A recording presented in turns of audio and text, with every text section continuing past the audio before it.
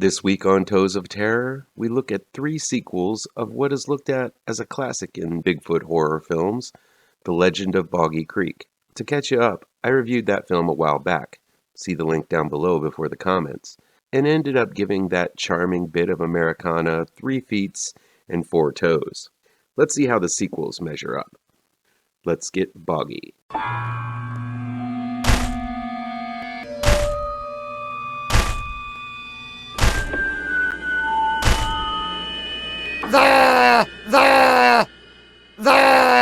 Welcome back to ML Miller Frights. I'm ML Miller. Before we begin, please do me a favor and punch that like button down below. Share this video with all of your social media addicted pals. Click subscribe to this channel and ring that bell for notifications. Return to Boggy Creek. It's available on YouTube, but you gotta dig for it. It's directed by Tom Moore and written by John David Woody and Tom Moore. Cashing in on the cult hit Legend of Boggy Creek comes Return to Boggy Creek, a kid-friendly adventure tale focusing on the scampy adventures of 3 swamp kids.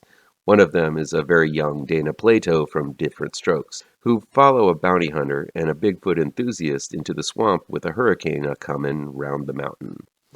While there is an extremely descriptive song midway through Return to Boggy Creek that documents the story while it's going on, telling the viewers that the kids are pursuing the guys in the boat while the kids pursue the guys in the boat, gone are the earwormy songs that made the original so wholesome and deceptive. Gone is the documentary-style format that simply lists numerous experiences set against the backdrop of gorgeous nature footage.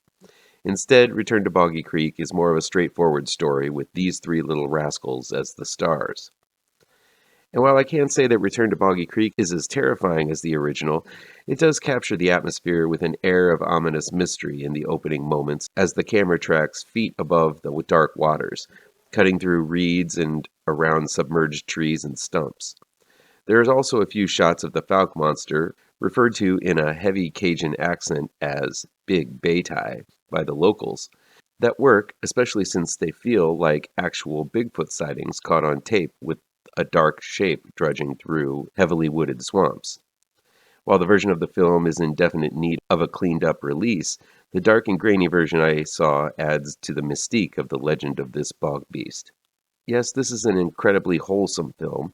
When the kids go missing, the whole town comes together and to find the children of a brow-wrinkling Dawn Wells from Gilligan's Island. Interesting tidbit, while the original director Charles B. Pierce didn't return to do this sequel, he ended up directing Dawn Wells in Pierce's slasher classic, The Town That Dreaded Sundown. Wells is actually pretty good here, given an opportunity to play a semi-broad range as a single mother who cares, but it also has vast responsibilities to take care of her 3 kids. There's also a grumpy old men theme as Grandpa, John Hofus, constantly bickers with quote-unquote Uncle Bo, played by Jim Wilson. It's a cantankerous relationship that feels more like they're married than just old pals. Dana Plato's turn as Evie Jo is downright precious, and she plays the spunky tomboy well, burdened with the responsibility to watch over Little John Paul, played by David Sobeeks, and T-Fish, played by Marcus Claudel, and coming to terms with her own feminine urges to wear a dress instead of playing around in the dirt with the boys. Oh, and poor little T-Fish hasn't spoken a word since his pappy died. That's a whole lot of swamp drama supporting this bog monster story. While it takes its time to get there, Return to Boggy Creek really gets going in the last 20 minutes as the kids follow an out-of-towner who pays a local to find proof of the Falk monster. All of them get trapped in the bog by a quickly approaching storm, leaving it up to Bigfoot to save them. This one highlights Bigfoot as more of a noble beast, best left on his own rather than a rampaging monster other Bigfoot films depict him as. Of course, there's no body count to speak of, just a few bruises and some hard lessons about life learned by those who came in contact with the hairy beast. I'm going to go ahead and give Return to Boggy Creek 1 foot and 3 toes. Some might scoff at Return to Boggy Creek, but I had a blast basking in its hokiness. No, it's not scary, and it doesn't have that documentary feel of the original, but if you're looking for a wholesome Bigfoot flick, and you've seen and dug Harry and the Hendersons, this might be another one that'll tickle your fancy. Next up is Boggy Creek 2, The Legend Continues, aka The Barbaric Beast of Boggy Creek, Part 2. This one's available on Amazon Prime and Tubi. It's directed and written by Charles B. Pierce. Refusing to accept that there was a semi-sequel made in 1977, the original Legend of Boggy Creek director and helmer of the town that dreaded sundown, Charles B. Pierce, returns to the swamp with Boggy Creek 2, and the legend continues. Pierce actually stars in this one as Dr. Brian C. Lockhart, a professor in search of the Falk monster. Lockhart gathers 3 of his students, one of them his own son, Charles Pierce Jr., which I guess was allowed in those days, as they look danger in the eye and head into the swamp in order to find evidence of the monster's existence. Meanwhile, the townsfolk, who refuse to admit there is a creature, have various encounters with the creature. When Lockhart and crew track down a man named Crenshaw, played by Jimmy Clem, who has a relationship with the Falk monster that is very complex, to say the least. With director Charles B. Pierce returning to Boggy Creek, one would think it would be a return to the documentary style that made the original Legend of Boggy Creek so unique. But it would seem that somewhere between 1976, when he used that style with The Town That Dreaded Sundown, and 1985, when Boggy Creek 2 was released, he decided to drop the shtick that made him a name and just go the conventional route. Unfortunately, that means a lot of Boggy Creek 2 is pretty lame. It's not without merit, though. And The Legend Continues actually has a few effectively shot sequences recounting numerous Bigfoot sightings from the locals. One scene in particular is well photographed as a farmer catches Bigfoot attempting to steal food from his livestock in the barn. There's another fun scene where Dr. Lockhart and his students use their fancy computer and radar to track the beast which is circling the camp. In a scene not unlike the classic bug hunt radar scene from Aliens, where they track the xenomorphs approaching on a screen, this sequel has a scene eerily similar. The thing is, Aliens was released in '86, 2 full years after Boggy Creek 2 was released. Could it be that Cameron was influenced by this scene and added it to his classic action horror film? Yes, it was done with much more panache and suspense, but for the most part, these scenes are exactly the same, with Bigfoot replacing the xenomorphs on the radar. So kudos to Pierce for releasing the scene first. Not that I knew the man, but Pierce does seem to carry a bit of ego in this film. He struts around, casting himself as the hero here, as well as a bit of a playboy as he eyeballs both of the female students throughout the film. Pierce Jr. is also trying hard to win over the ladies by going shirtless for about 75% of the film. One of the students, Leslie, played by Cindy Butler, gripes the whole time about being out of the city, with stilted lines causing nothing but problems for the group. Many of the obstacles the research team face are because of Leslie's obstinance and desire to leave. On the flip side of the coin is Tanya, played by Serene Headland, a stone-cold hottie and tomboy at heart. She's all woman, but isn't above chewing some tobacco or getting her hands dirty when the Jeep gets stuck in the mud. Rounding out the cast is Old Man Crenshaw, played by Jimmy Clem. He's a hermit hillbilly who has something to do with the rise in violence in Bigfoot activity. Crenshaw appears to be wearing a thick rubber band as a headband, and he's quite the specimen and makes his feelings about Tanya known every chance he gets. This makes for a fun cast, despite the fact that the lines they speak have all of the flair and flavor of the reading of the ingredients off a cereal box. This ain't high cinema in the least, but it culminates to a fiery standoff between the research team and an angry Bigfoot. The story aims high, even though the budget and talent is pretty sparse.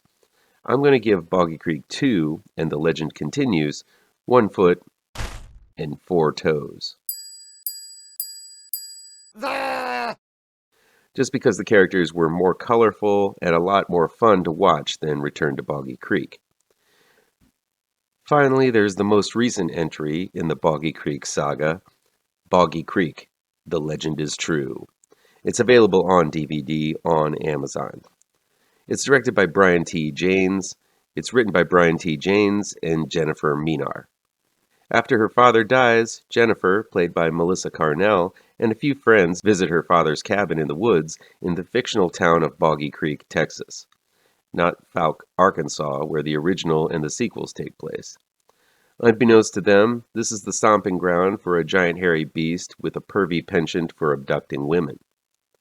Gone are the charming snippets of country living and the hokey songs, unless you're entranced by the pop rock soundtrack over the opening credits. Boggy Creek, The Legend is True, is pretty much a low-budget modern ripoff that is similar to the original two Boggy Creek films in name alone. So if you're looking for more of the same kind of down-home charm from the original, this is going to be a disappointment. If anything, it's a film that looks down its snout at the simpler areas of America that was captured documentary-like in the original and still a central part of the appeal of the sequels. But if you get past all of that, Boggy Creek is an okay time waster, with more than okay acting. Jennifer spends most of the time alternating between pining for her dead father and flirting with the weirdo next door and the Scott Sapp lookalike that went along with them on the trip. It's a typical teen-style horror film with a focus on who's sleeping with who, and Bigfoot acting as a slasher, whittling down the cast until there's only one left. Bigfoot isn't the noble beast of the woods who is best left alone and occasionally helps out in times of need. This Boggy Creek wild man is a snarling beast who steals women to reproduce and tears men into little bitty chunks. Don't expect stellar filmmaking. This one is capably put together, but just barely. It does do a decent job at soaking in the swampy locale, and it does feature some gnarly gore on occasion. While it's obviously a man in a suit, the Bigfoot looks pretty horrifying, as it drools and sometimes even wears the bones of its victims. There's very little by way of character. People are introduced simply to be victims of the Bigfoot, but the ending turned out to be surprisingly dark and foreboding. Maybe I'm feeling generous, but I'll give Boggy Creek, The Legend is True, a foot and 2 toes. The decent acting, formidable gore, and bitter finale make up for the fact that this one tonally doesn't fit in with the rest of the sequels. Still, on its own, it held my interest until the end. The Boggy Creek saga isn't the most esteemed movie series, and there's very little connective tissue between the films, besides the monster itself. None of these films are as fun as the original, but if you're a Bigfoot enthusiast like me, you'll find something to like in all of them. That'll be it for today. Please chime in down below in the comments and let me know how on the nose or mind-numbingly wrong I am, or you can counter with your own review. So guys, you know how YouTube works. I'd love to be able to dedicate more time to this channel. I'm not monetized yet, so if you want to help me out, remember to hit all the pertinent bells and whistles down below. Want some spooky comics to read? I have 2 new horror comic book trade paperbacks you should look out for. Both Gravetrancers and Pirouette, collecting never-before-published issues, can be found in only the finest of comic book shops. If you're looking for written reviews, you can find them on my website, mlmillerwrites.com. If you really want to show your support, I also have a Patreon page at mlmiller. Look for the link to my Patreon page down below. Thank you so much for your time, and take care.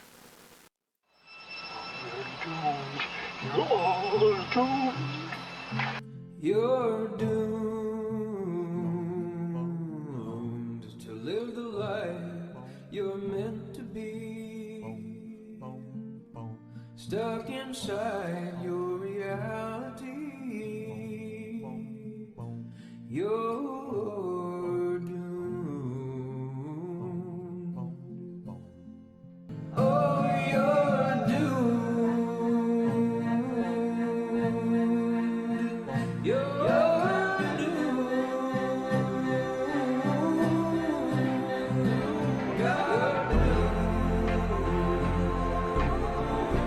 Live the life that you are meant to be. Live inside